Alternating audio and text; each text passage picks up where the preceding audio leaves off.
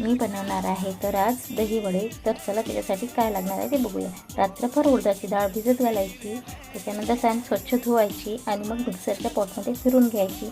पाणी कमी टाकायचं आणि डाळ छान फिरून घ्यायची। त्याच्यानंतर मग एका बाउलमध्ये काढायची, छान मीठ टाकायचं आणि तिला फेटून घ्यायची, छान फेटायची। डाळीला 5 मिनिटं तरी फेटून घ्यायची। नंतर गॅस ऑन करायचा, तेल टाकायचं, तेल गरम झालं का ते बघायचं, त्यामध्ये छान वडे सोडून घ्यायचे आणि त्याच्यानंतर मग त्याला छान गोल्डन होईपर्यंत फ्राय करायचे।